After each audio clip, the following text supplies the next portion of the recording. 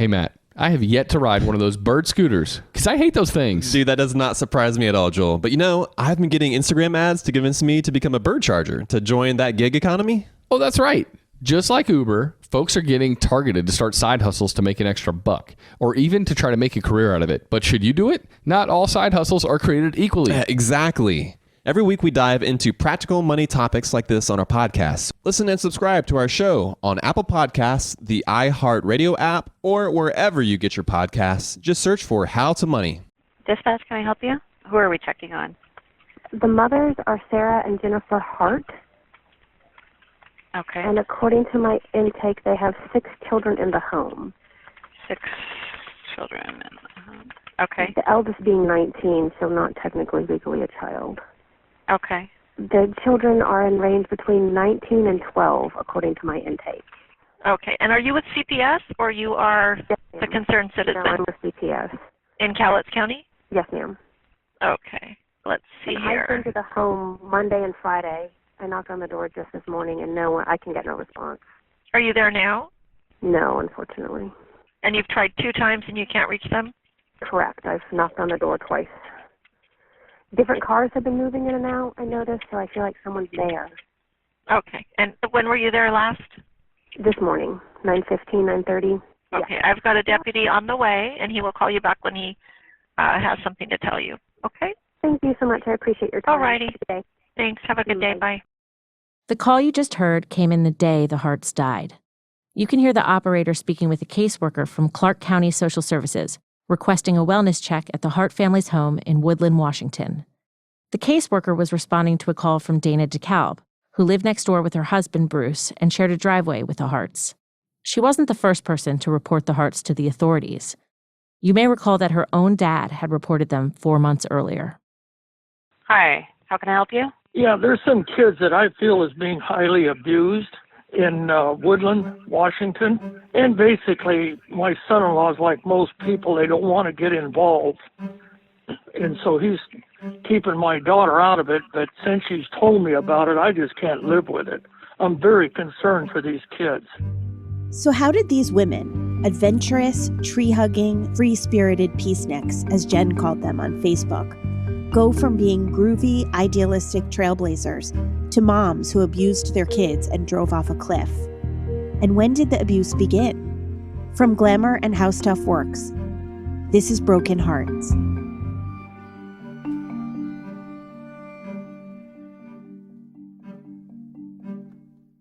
I'm Liz Egan.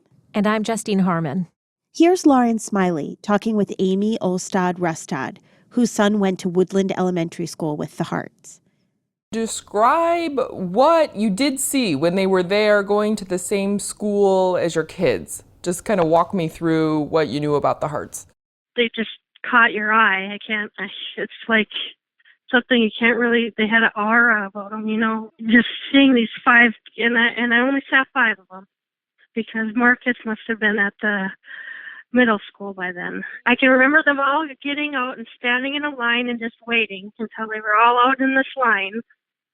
And then they would just walk right in just like little soldiers. And, we thought it was, my husband and I would talk about it and say, well, I guess, they're well behaved.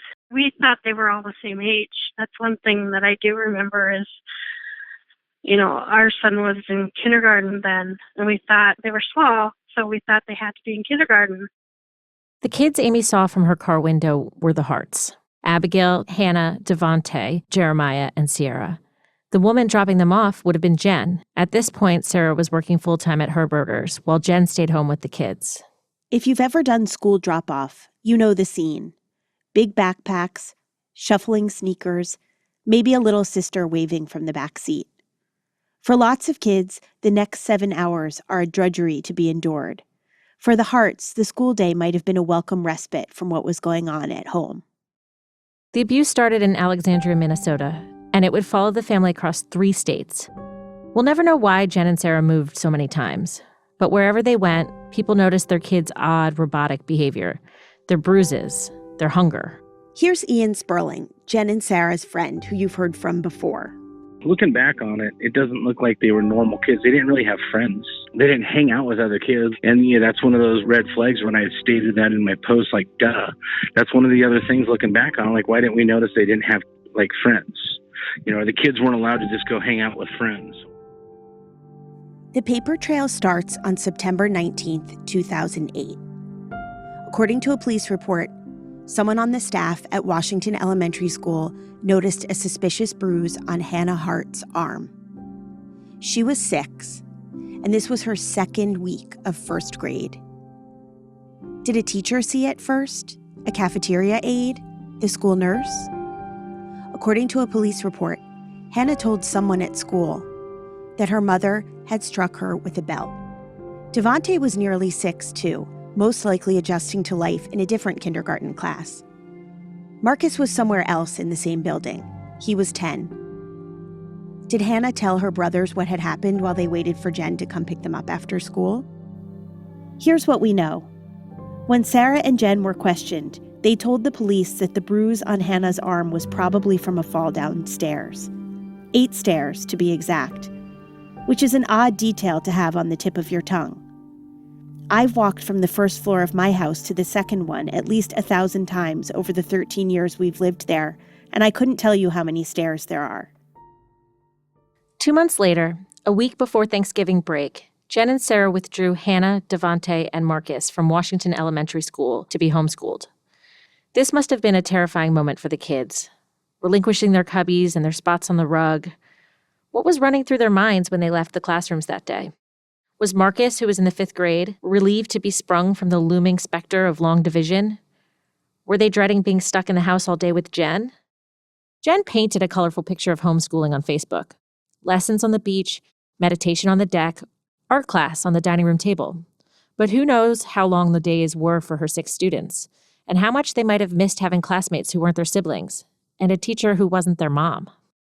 In September 2009, the Hart family took a road trip so Jen and Sarah could get married in a civil ceremony in Connecticut, where same-sex marriage was legal.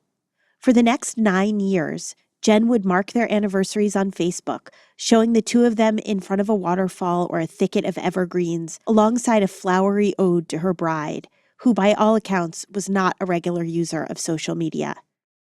When we were finally able to get married, Jen wrote in 2017, the only people present were our children, simply because our support system was so small. That same fall, all 5 school-aged Hart kids were re-enrolled in public school. Later, Jen and Sarah would tell a social worker that this was a requirement of their adoption agency. So off the older 5 went: Marcus, Hannah, Devontae, Abigail, and Jeremiah. Sierra stayed home with Jen. You beautiful thing, you, Jen wrote about her on Facebook. According to a police report, in November of 2010, Douglas County Social Services got another call from school. This time, the subject was Abigail, who was in the 1st grade. She'd been stealing classmates' food and digging through the garbage, looking for scraps. Later that month, Abigail reported Owies to her teacher. According to a report compiled 3 years later by the Oregon Department of Health and Human Services, and I'm quoting here, Abigail had bruising on her stomach area from her sternum to waistband, and bruising on her back from mid-back to upper buttocks, reportedly caused by Jen Hart, according to Abigail. But in the CPS interview with the couple, Sarah Hart said she was the one responsible for the marks. The worker said this incident was over a penny. They had discovered a penny in Abigail's pocket and asked her about it. Abigail had said she found it. Jen and Sarah Hart did not believe her and said she stole the penny and was lying about it, hence the spanking, which got out of control, per Sarah Hart. Abigail also said they put her head under cold water and Jen had her 2 hands on her neck. End quote. Investigators interviewed the other Hart kids, who said they were often grounded, spanked, or sent to their rooms without food. But when Jen and Sarah were questioned separately, they told a different story. Sarah said she'd been the one who hit Abigail. Jen backed her up, and the investigators believed them. Maybe Jen had more to lose. She was the one who received monthly assistance checks from the state of Texas for adopting the kids out of foster care. She also received Social Security checks for Devontae and Jeremiah. All of these checks were in her name, and she might have believed a child abuse conviction would put these funds in jeopardy. The caseworker's report said, the problem is these women look normal. Remember, Abby was the first kid Jen held in her arms, the one who made her a mom. She was the one who loved dance parties and tried to teach the chickens how to do yoga. In one of the last pictures we see of her on Facebook, she's buckled into a roller coaster at the Oregon State Fair, smiling bravely by Sarah's side. This is the girl whose neck Jen held in her hands under cold water. The state filed charges against Sarah in state court for 2 gross misdemeanors: malicious punishment of a child and domestic assault. In December of 2010, Minnesota Child Welfare learned about a bruise on Hannah's hand. By this time, she was in 3rd grade, the year of chapter books, when you're not quite one of the big kids yet, but you know your way around the school. When she was questioned, Hannah said Jen hit her because she lied. She said Jen hit her all the time. Later, the school nurse called the Harts to report that Hannah was asking her classmates for food. She said she hadn't eaten all day. Sarah's response was not the one you'd expect of a mother trying to put her best foot forward for the benefit of the authorities. She said of Hannah, "She's playing the food card. Just give her water." Hannah was the oldest sister, the one with the missing front teeth. There aren't many pictures of her on Facebook, but in the ones we do see, she appears shy and tentative. But she was the one who would eventually jump out her bedroom window and run to the neighbors in the middle of the night to tell them her moms were abusive. But that wouldn't happen until later. Much later. Ian Sperling says he hadn't seen much of the family in the year before they died. There were canceled plans, lots of them. He's been beating himself up over some of the signs he missed. Obviously, hindsight is 20/20, and my wife and I are beating ourselves up daily because, why didn't we see this? Well, you couldn't. There's not a person I know, even those people that said they followed up. I get the neighbors following up because they probably saw more, but people or friends or acquaintances of the Harts, there's no way they knew anything was wrong. It's not possible. Maybe if you really wanted to be a very critical, judgmental person, you may have said, well, they're too perfect. I'm going to dive into this. Or, the kids are skinny. Well, we just thought they were eating organic food. And in that scene, there's a lot of people who are skinny. And I think the whole food thing, look, if I was not wanting to vilify or demonize Jen, I would say, well, she didn't know how to punish them because 6 kids who have developmental disabilities are going to be tough to raise. And so maybe this was her way of trying to find a punishment that was appropriate was, well, you're going to bed without dinner tonight type of thing. And it morphed into a bigger deal with regards to the neighbors finding out about it and stuff like that. Who knows? That's one way to look at it. I think the more realistic way to look at it is she absolutely was holding food from them for quite a bit. I think another way to look at it was that's how she controlled them. On Tuesday, April 5th, 2011, all 6 Hart kids were pulled out of Woodland Elementary School. This time, they never went back. The Hart family was officially off the grid. The following year, Sarah Hart was discharged from supervised probation in Minnesota and moved to Oregon to find a new job. We don't know how often the kids got to see Sarah during this time, but her absence must have been hard on them. They'd already had a lot of disruption in their lives. They'd been removed from the homes of their biological families, in some cases, families they would have remembered. During this time, on December 23, 2012, Jen had a car accident with the kids in Missoula, Montana. The car she was driving was the Yukon, the same one she was driving when she went off the cliff. As she described it on Facebook, once, twice, 3 times. Finally, we crashed into the side of the gently sloping mountain in what was most likely seconds. So many inexplicable thoughts ran through my mind. Was I dead? There was no way we could have all survived such an incident. I unclenched my fists from the steering wheel, brushed off the glass, and turned my head back to see all 6 kids hanging upside down. "Are you okay?" Every single child was safely secured by their seatbelts. Jen then goes into a lengthy description of a couple who bent over backwards to help them, even offering to drive the Harts the rest of the way to Portland, where they were going to see Sarah. We weren't able to find any record of the accident Jen describes. However, after the Harts died, Brian Lee, the husband from the couple who offered to drive them that night, was interviewed by the Oregonian. He remembers meeting the family after they were involved in what he calls a rollover accident. He says he and his wife rented a trailer to tow the Harts' car to Spokane, and that Jen talked for the entire 3-hour drive. She must have been starved for adult company. Interestingly, Lee says the accident happened the day after Christmas, not 2 days before, as Jen said in her Facebook post. When she posted about the event years later, she made the family's survival sound like a Christmas miracle. The fact that the accident happened right before Christmas seemed to be the whole point. Of course, Lee might have been mistaken about the date, but this discrepancy could be yet another bit of evidence that Jen had her own interpretation of facts.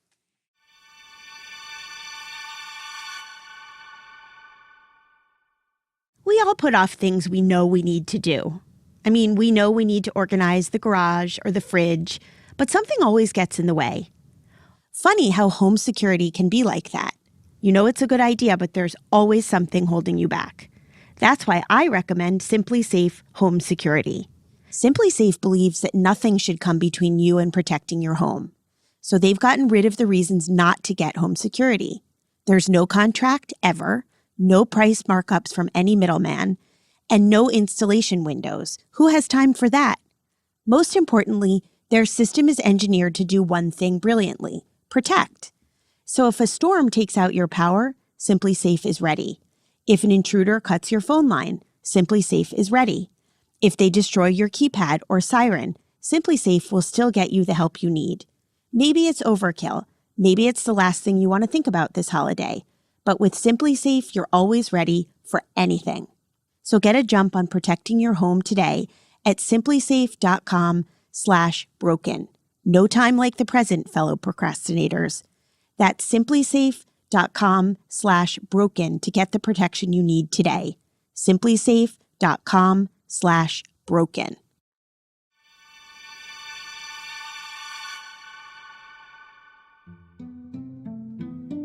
A few months later, Jen and the kids reunited with Sarah for good in their new home in West Lynn, Oregon, about 15 miles outside of Portland. Jen immortalized their goodbye on Facebook, leaving out the mom's brushes with the law. Here's what she wrote. Packing the past 10 years of my life into boxes. It's almost surreal walking through the house. Empty walls, empty drawers, empty cupboards, empty rooms. The kids' art supplies, instruments, games, and toys are packed. I was feeling kind of awful about the lack of things for them to do during the transition time, until this morning I was taking down the boys' bunk beds and heard the loudest, silliest, full-on belly laughs and guffaws coming from the other room. I walk in to see a trio of the kids sitting/laying on the bare floor. Not a single thing exists in that room aside from their little bodies. They were telling stories, making up silly songs, and laughing themselves into sprawled-out piles of utter bliss. Ah, yes, simplicity at its finest. What a beautiful reminder that the things that matter most are not things at all. We have each other, our songs, our laughter, our love. These are the magic moments. Live, love, laugh. 92 people liked this post.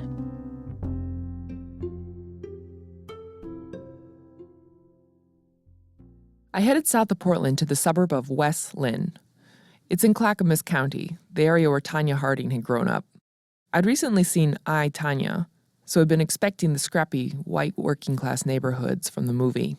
Instead, on the bluff over the Willamette River and its mostly defunct paper mills is an upscale main drag filled with Pilates studios, a juice shop, a plastic surgeon offering Botox. The nearby streets are lined with tidy clapboard houses and picket fences, but two stuck out for being less manicured than the others. One had been the house that the Harts rented when they moved to Oregon, and next to it, the house of Bill Groner. Groner is in his 60s, ruddy cheeks, belly, white goatee. You get the sense he'd be a really good mall Santa. Inside his house, an electric piano sits on his kitchen table, and his fridge is plastered with pictures of grandkids and a magnet that reads, "Pray without ceasing." This is Bill. You can hear baseball games up all the way up here from the park down below. A lot of water skiing, a lot of boating. Actually, I've got two neighbors down here across the street that have have boats, a lot of camping. The Harts love to camp, I know, because it seemed like they were often going out on expeditions with their canoes on the top of their vehicle. They love getting away, which is one reason I thought, they were good parents in the regard that they were doing like fun outdoor stuff with their kids. It seems like they've been here like maybe for 3 years. Oh, first time I talked was at the mailbox, and one of them was the gal, I think she worked up at Kohl's in Vancouver. I forget, is that Sarah? And she was kind of the more open, friendly one. And not that the other lady wasn't friendly, but I talked to Sarah at the mailbox.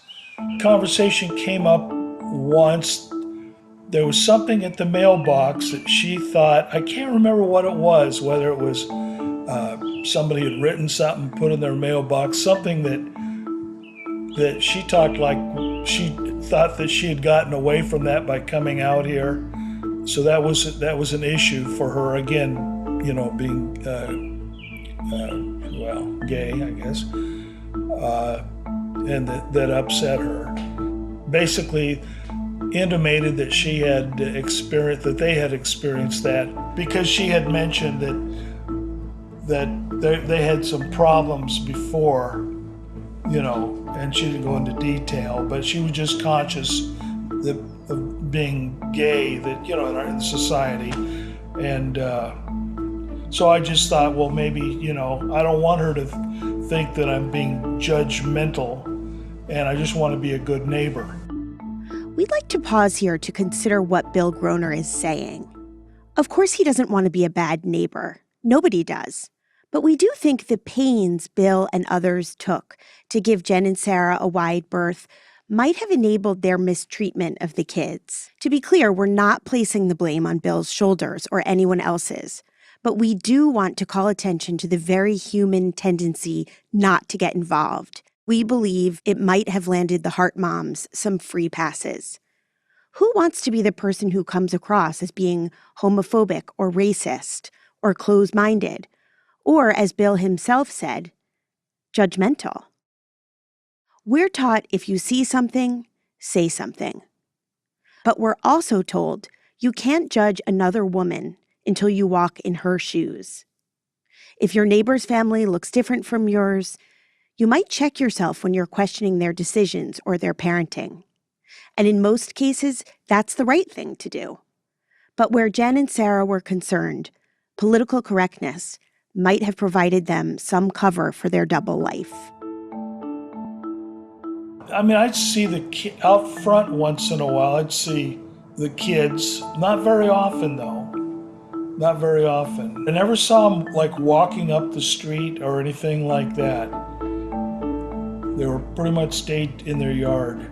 They were friendly, smiled, would say hi, but didn't really carry on a conversation. I never saw any kind of friends or family over there visiting them. They didn't seem to come out, well, they didn't come outside very often at all. They was just stayed in the house a lot. So they were looking for land, saving up. It became evident the reason they were here was just as a stop-off place so they could, with that many kids, this was a, large house and kind of a nice kind of area that, it's not like some places in Portland where, you got some land and all that. They could have animals. I know they were working on getting the financing together. I remember when they were talking about that. They wanted to get back to the garden, as we used to say in the 70s.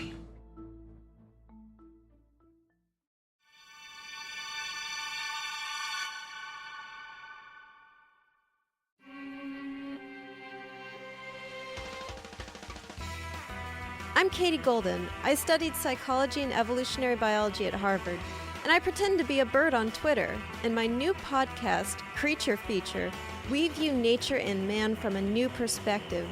Each episode asking a comedian to get inside the minds of animals so we can explore the startling connections to human psychology. You'll find bloodbaths and treachery that make Game of Thrones seem like a dumb show for babies.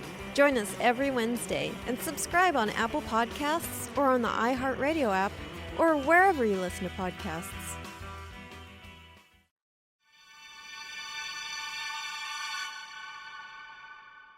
The Harts were in West Lynn for 4 years before they moved an hour north to Woodland, Washington, to the house next door to the DeKalbs.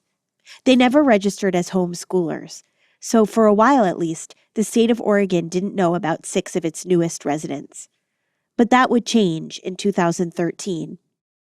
While Jen's Facebook account was at maximum activity with near daily posts throughout the year, 2 whistleblowers reported the family to CPS. The first call came in on July 18th, a few weeks after Jen posted a picture of a painfully thin Devontae playing guitar. Me. Any particular reason you are naked? Him, in the most matter-of-factly fashion.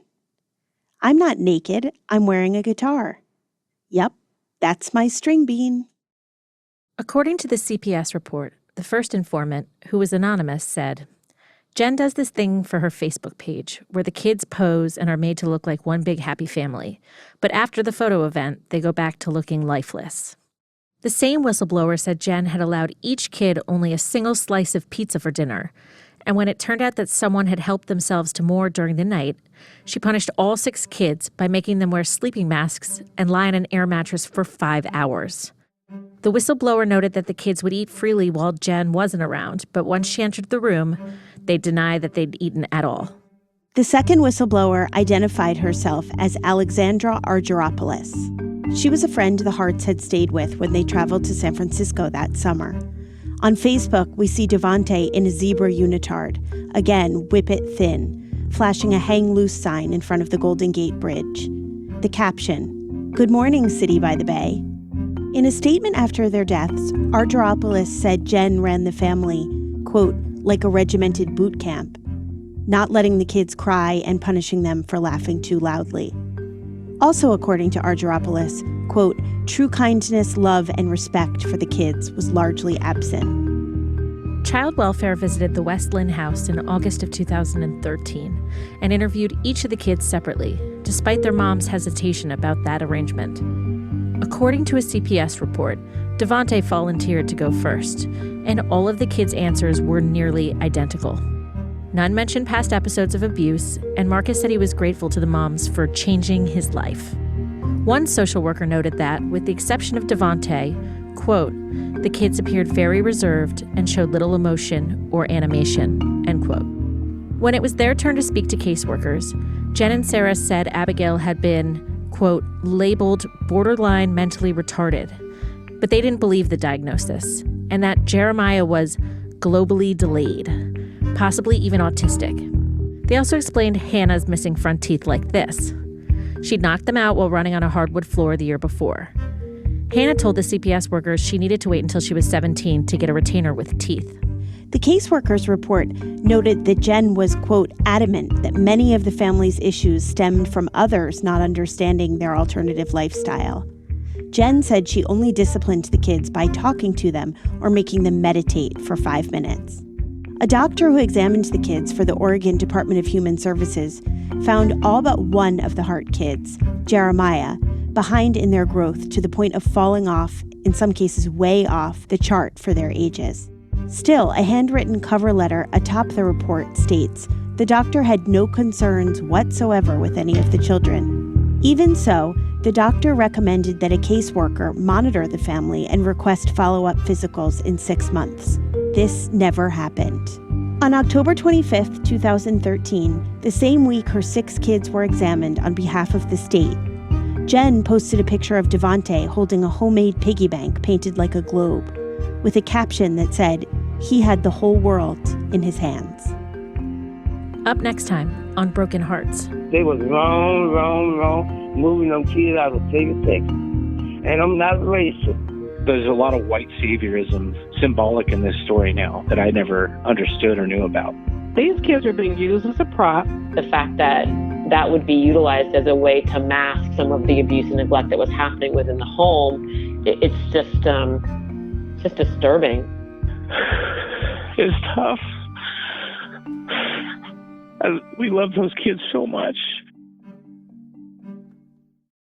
For access to exclusive photos and videos and documents about the case, visit glamour.com/brokenhearts.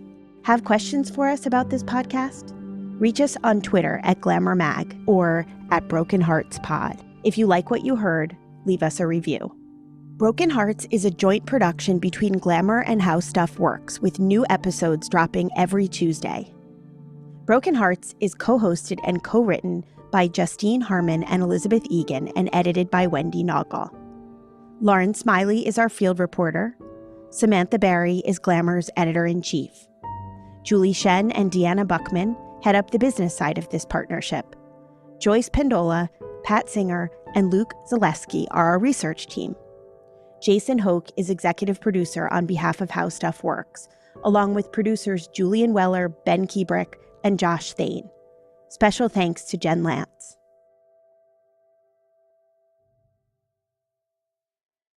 Hey, Matt, I have yet to ride one of those bird scooters because I hate those things. Dude, that does not surprise me at all, Joel. But I've been getting Instagram ads to convince me to become a bird charger to join that gig economy. Oh, that's right. Just like Uber, folks are getting targeted to start side hustles to make an extra buck, or even to try to make a career out of it. But should you do it? Not all side hustles are created equally. Exactly. Every week we dive into practical money topics like this on our podcast. Listen and subscribe to our show on Apple Podcasts, the iHeart Radio app, or wherever you get your podcasts. Just search for How to Money.